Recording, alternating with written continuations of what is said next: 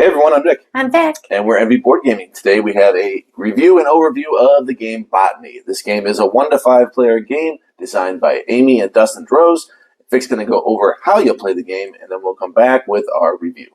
Welcome to the table. Today we are looking at Botany, a Victorian expedition. I'm just going to give an overview of how you play Botany. Certainly not a how to play video, but this is a pretty straightforward game. So, in this game, I'm set up here for 2 players. Player turns are all written out in this handy reference guide, which is pretty nice. The only thing it doesn't detail is the estate actions, but we can go through that when we get there. So, in the turn, basically, you're going to have 2 sets of things, and you're going to have every player is going to have this estate board. And they're going to gain estate income, and anytime you're gaining income in the turn, you're gaining it there. But you're also going to have expedition funds.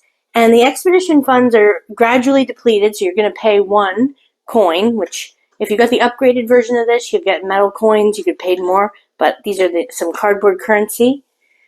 You will pay a single coin from the expedition funds to move your pawn from the estate, and you can do 3 movements. And what you're trying to do in this flower hunting game is you've got these specimen cards in your hand, and you are trying to deploy them in the location that they are located. So you're acquiring them when you actually visit that place, and you play the card that matches the location. And the point value on the left side is what you're going to score at the end of the game if you manage to press them by visiting the location and put them in your Wardian case. Now the distinction is you can only have 3 live specimens and 2 cases per player. So you're really not going to be able to necessarily acquire live specimens all the time. So you may need to press specimens. So if you have, let's say, a lower point specimen card like this 2.1, you might want to just press it. And when you press it, you basically going to that location and putting that card face down in your botanical press. This holds an unlimited amount of specimens. However, you're not ever going to get the point value. At the end of the game, you're going to get a single point for each pressed specimen that you have. You also can use those pressed specimens to mitigate when you run out of money, let's say, and you need to try to get back to your estate to deposit your live specimens that you've acquired and put them into your garden. You can use those built up press specimens as a form of payment. So each player is going to start the game with 10 coins, I believe. Yeah, 10 coins in your expedition funds. So your very first expedition, you have 10 coins to go about it. You're going to get 2 items, and these are at random. So they could be items, they could be crew, they could be pets, and they offer you different mitigation, different abilities. There's events that are going to happen, so I'll just get into that here. After you paid your coin to start your expedition, you can choose to draw and resolve an event card. Now, if you do that, there is an event deck right here. You would draw the top card, and as you can see, there's going to be some text here about something that happened in the story, and if you have a particular ability or card, the place where that takes place, like the location C here, might have something to do with what you're rolling against. But basically, you'll be rolling one of your dice here, which are really pretty. You'll be rolling one of these and hoping for the 3 to 6 outcome, because the 1 to 2, you don't want to lose reputation. So you'd roll the dice. In this case, I would lose that reputation unless I have some kind of ability that would stop that, which there are out there. And reputation is really key in this game because you're trying to move your pawn to 12, and that is how you win. So you don't want to lose reputation in events, hopefully, or something else bad happen to you. But that is the event function of the game. As you do move up this reputation track, you also start gaining more income in your estate. But I'll get into that income in just a second. So as I mentioned, you're moving up to 3 spaces and acquiring specimens. You can move through other players. You can stop where other players are, and you can backtrack. The land type doesn't matter, so it's not as if you have to stop if you encounter an ocean or a sea tile or a sea track. You can keep moving from place to place and hopefully chart an efficient path where you would be able to drop off your specimens. So you might want to try to be strategic in the locations that you can see in the specimen cards in your hand, so that you can draw a route of favor to you, and then be able to go back to the estate, hopefully, by the time you've spent all your money. So that would be your move. And then I will say, in this move phase, if you didn't take an event as the first thing you did to start the expedition after paying, as soon as you acquire a specimen by playing that card to your Wardian case, by visiting the location that matches, you will have to do an event. So there's no way to really get around it. There's an event that's going to happen whether you like it or not. So another thing I forgot to mention is each player does start the game with a character that has a unique ability, and that's sort of given out at random. So that is something that can help you with those events that do come up with certain things that they're testing. Like this one would help you with cleverness, if that was what that event was testing. And once you're finished moving, you'll draw back up to 4 specimen cards. If you have an item that lets you do more, you'll do that. So you'll always have the full 4 specimens in your hand, and then you can collect income. And at that point, you're going to take whatever the estate income is on your reputation track and put that in your estate income space. You'll have access to that money as soon as you go back to your estate. And that ends your turn. If you do end up back at the estate space, you can't continue your expedition. You have to actually stop and perform the estate actions. So yeah, you would collect the income, and then you can choose to buy. So once you've taken that income, you can use your expedition funds to make a purchase up here. And you can buy one of the cards, and it has to be before you draw an event card or at the end of your turn. So yeah, you can do that, buy a card. And so if you had moved, you did a bunch of great things, you did some excellent flower hunting, got a bunch of specimens, and you were able to put them in your Wardian case. This one limits 3 live specimens. I couldn't put more than that, so I had gone around and done that, drained all my expedition funds. If I ended up with my pawn back at the estate, I would then deposit the specimen cards, move any of these live specimens from my Wardian case, and I'll put them where the live specimens are stored in your estate. So you can put it face up, face down, whatever you prefer. And you will collect income. You're going to get a coin for every single live specimen you put into your Wardian case, but you don't get any for the press specimens, because this is also when you're going to drop those off too. You will gain a reputation for every set of 3 live specimens. So obviously if you had 2 Wardian cases and you had 6 specimens you acquired in your expedition, you would be able to get a higher rate of return for your reputation. But in this case, I would only gain 1 reputation for bringing these 3 in. And I would move any of my press specimens, as I mentioned, into my press specimen board.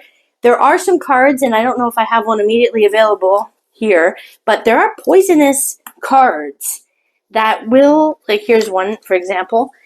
There's a negative number there. When you're at your estate, you can choose to be mischievous and plant one of those negative cards into your opponent's garden, and they actually have to get this poisonous path. They'll have to buy that when they return to their estate to try to convert any negative value.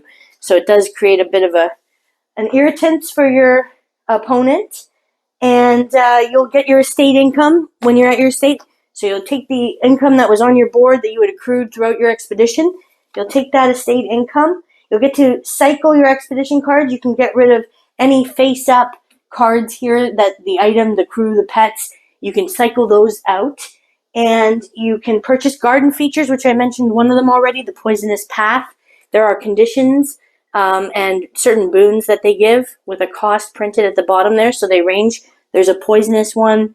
There's an orangery, a conservatory, extra Wardian cases that'll help you in your next expedition. So yeah, you can make a purchase there, and it has to be, and it's only once per visit. So yeah, you cannot continue to purchase that. You can also cycle your specimen cards. So you can choose any number of the specimen cards in your hand and discard them. So if you didn't manage to drop off any, a couple of cards and you still had cards in your hand, you can choose to drop those off and just draw more back up to the hand limit so that you can cycle through those if you're looking for something in particular. The game, as I said, will end when the player reaches 12 reputation or the specimen deck here actually runs out of cards and there's no remaining cards in the discard pile to shuffle back. After that, every player is going to get a turn. And what we're going to do is add up the points. We're going to look at some of these randomly drawn objective cards. There's 3 of them. And see if you met whoever met those conditions. So in this case, most expedition cards, you'll get 2 points. If you were the one with the most specimens from the most amount of regions, most live specimens, you'll get the 2 points. They all score 2 points, but they change every game. Those are end game objectives. So you'll take that, you'll tally up the points that are in your specimen, the live specimens you've accrued. As I mentioned before, these numbers here, you'll add those all up. And you will also take any of the features that you've put in your estate. As I mentioned, the orange right here, it gives you 2 points. It's printed right at the top, so you will get that bonus. And the player that has the most victory points gets the Queen's Prize in Botany. And they can brag to all their friends that they are the winners of the game. And that is how you play Botany. This is for more than 2 players. There is a solo mode as well, but I have not yet played that. And I will go to Nick and I for our reviews. All right, we're back. Thank you for the teach, honey. Vic doesn't do very many, so she jumped at the opportunity to do this one that she had backed on Kickstarter. So let's go over Vic's initial impressions of the game when she first unboxed it. Yeah, we did an unboxing of this game, and although I didn't get the deluxe version, I didn't upgrade and get all the expansions and the metal coins, which I know would have been a good idea. Nick loves the metal coins, so he was pretty bummed at me. He's like, "Yeah, I think you would have done it," and I'm sweating like, I don't think I did, and I didn't. But when we unboxed it, my first impression was that the game was very pretty. The box right away stood out. It was a beautiful color scheme to me. I like that Victorian era theme that it has surrounding it. The flower hunting, that appealed to me right when I backed it, obviously because I backed it on Kickstarter. I did the pre-pledge and then I was locked in to get it at a decent price for when it launched. So yeah, I decided to just get a basic game on this. I knew going into it, I wasn't sure how the game would be, but I knew it wouldn't be too heavy of a game. I knew that when we got it, it wasn't going to be too heavy. So my first impression was knowing it was going to be a lighter game, liking the art, liking the way that the game looked, and teaching it to Nick. That was something that I did with this game too. So that was the first few things about it. What about you? The jumped out the box cover looks amazing. The way it pops, the font. That just the inlay on it, it looks so good. I'm just looking at it right now, just the way that big V looks or something. It just pops right at you. I like the dark blue of the box too. So yeah, I agree with it. It's the first thing you judge it by is the looks, and the looks are great. I like the looks a lot. Don't really care about the theme, but the looks itself, the box, the board is fair. I would say above average, but the arts on the cards, the way the cards feel, the big. Like how big those tarot cards are. I always like that in games. Yeah. So everything about it is good. I mean, you didn't have the metal coins, but you do have the tray that holds those cardboard coins. And yeah, I think the look right away is what jumps out at you. Yeah. And that's going to be with most unboxings. So it's a plus there. Yeah, for sure. And I'm glad that you appreciate the tarot style cards because I found that I was worried that the cards would be small and it was supposed to be about some of the flower art and plant art that is contained in the game. Okay. Yeah. So now let's go over, once we get our plays in, we've only played it at 2. The game's not going to change anything rules-wise at more player counts, so we felt comfortable reviewing it with all our games at 2 players. So your impressions of what you were expecting versus what you got, pros, cons. Yeah, so I guess I didn't really look into it too much when I did back the project. It was more of an impulse. Oh, I love Victorian era. I like the flowers. Oh, this sounds like it's a really cool game. I'm going to just back it without really needing to watch any videos about how it played. So when it was closer to getting the game, I started to realize what kind of game it was going to be, being a little bit less heavy than some of the other games that Nick and I play. So going into it, I knew that was what I could expect from it.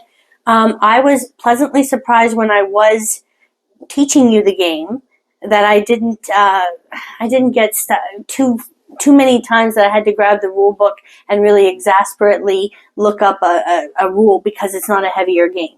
So I did like going into it that I could teach the game without getting into all these conditions and things we had to pay attention to, because it really wasn't like that too much in the game.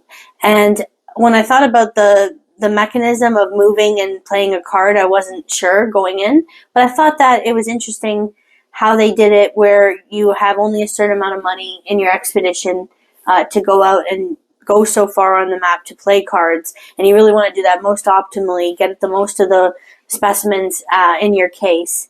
I don't know, that was an interesting way to do the movement and playing cards of a game that is essentially about collecting sets or getting points, collecting points. What do you think? So my expectations were it was going to be a lucky game, but I thought it'd be a smaller game. This was actually a fairly sizable game. You have a big main board on there, and you have your own player boards that have a bunch of cards that you can store. It was a bigger game, a bigger production than I expected for what I thought the game was going to be. So I was right, though, about the luck. What I heard was about luck. This game is a lucky game. You draw cards, and you're hoping to get certain areas where you can go that would make a better pattern to optimize your moves better, get you good abilities, get you good item cards. There's a decent amount of luck, and I've won the games, and it feels like yes, there's luck, but there's also choice there. The cards you're drafting, they got to make sense for you, but to that extent, I'd say the luck overweighs the thought of the game. Yeah, and also, when it came to the events, we knew what to expect most of the time with the roll, unless it was something special like, oh, both players in turn order can do whatever. Often it was, you knew if you got a low roll, that was going to be a bad thing, right? And then if it was a high roll, it was going to be good. That's what I saw most of the time. I don't know. It was cool that they make you draw an event in a different way where, like, you could do it either immediately or you could do it when you play your first, you acquire your first specimen when you do that action on the location. I thought that was cool, that you can kind of make that decision if you want to do that first or. I do. It did make the index card a little more confusing though, because it acts like it's in procedural 1, 2, 3, 4, 5, where it's not at all because of the events. You can do it at different stages, and it's not as clearly laid out as I would like. At first glance, it doesn't look as clean as a lot of games I'm used to with that cheat sheet, just because that the events could go in one way or another, or not at all. So things I like, I like planning the routes. I like games that make you do that. There are plenty of those games where you're planning your routes out. I like that part of this game. I like where you have your cards and it gives you a sense of direction of what you want to do, how you want to accomplish it, how many can you hold, how many cards can you hold as far as how many can you bring back. Because if you have the warden case, you can get 3. If you can get another warden case, you can get 6. Mm-hmm. That's big. You're going to want to do that every single game. I don't know why you wouldn't. Yeah. Things I don't like. I mean, the luck it's there. It's whatever. As long as you expect it, it's fine. Yeah. Not heavy. You're not giving much thought. And I don't like the events that much because there's a lot of text that doesn't matter. It's not a story. I don't need to read like these 3 paragraphs. All we have is a dice. It's a dice check. It's like if you play a game like Eldritch Horror, you want a certain amount of successes or whatever. In this case, it's a D6. You're trying to get usually 1 to 3 is bad. Some are different, 1 to 4, or 1 to 2. And then the other ones are good. And that's all you need to know. What skill are you testing? And here's your roll. Because you do have things that mitigate that. You might have special characters. You might have items, pets, whatever it might be, gear that can help you crew.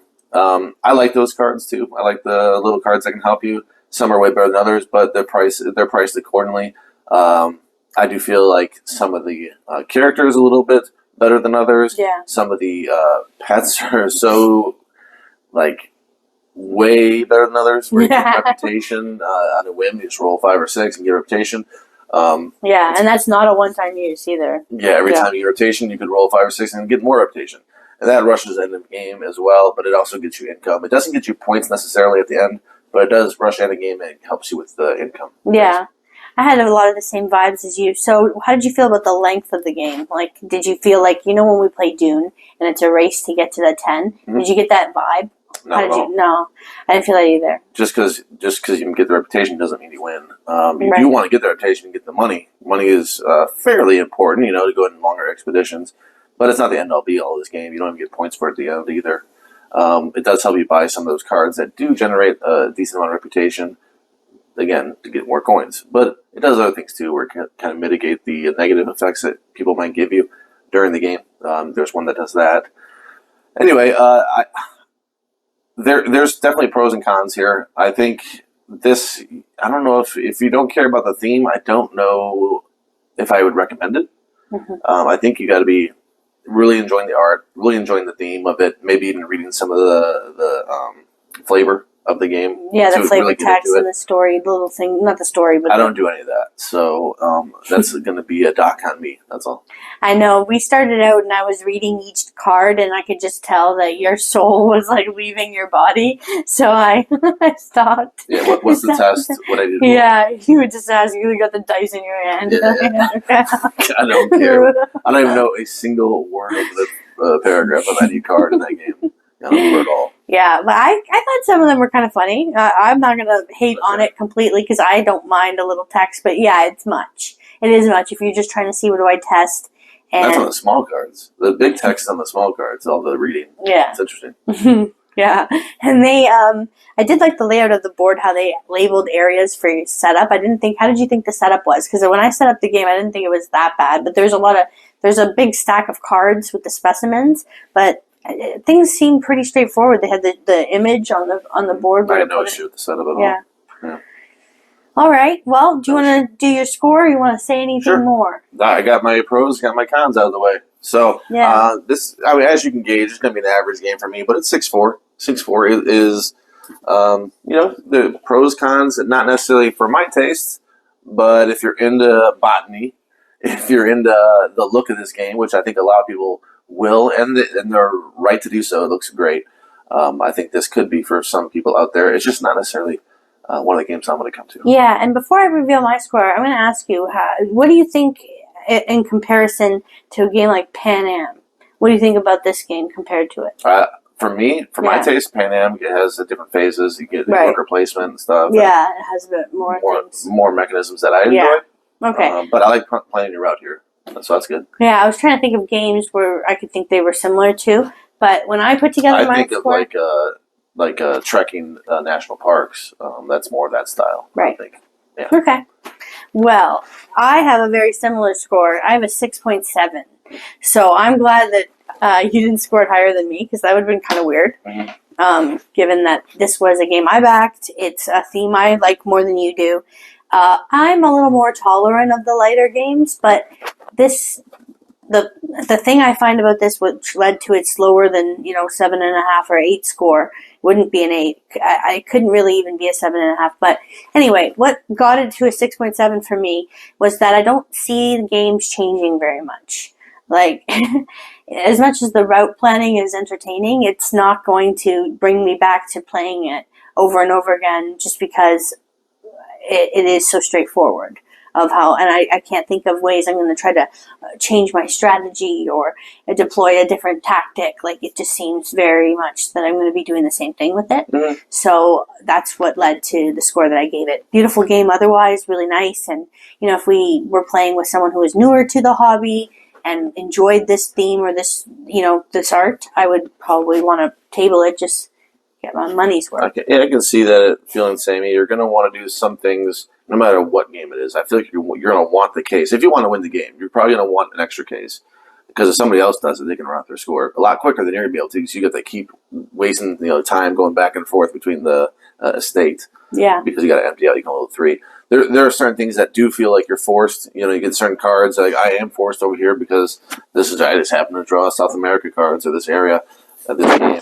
But that's not going to be like it's a strategic thing. I drew South America. I got to go there. It forced me to do that.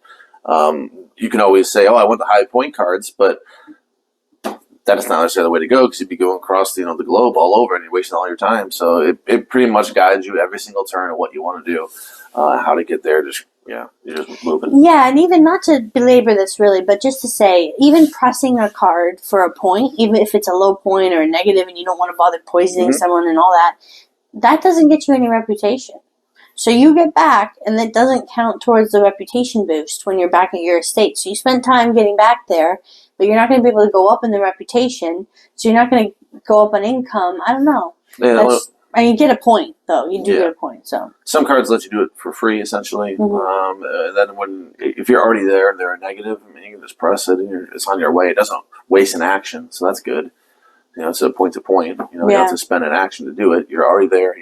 So I like that about the game too. That's true. So you could cycle through instead of just having to rely on that time when you cull your cards or you redraw. Yeah, that's true. It gives you an opportunity to get through your cards, which is nice that they built that in. But that's our review and overview of how you play Botany and what we thought of it. So let us know in the comments if you backed this project, if you got the nice metal coins, and if you enjoyed this video, please click the like thumbs up, and we'll see you next time. See ya. Bye.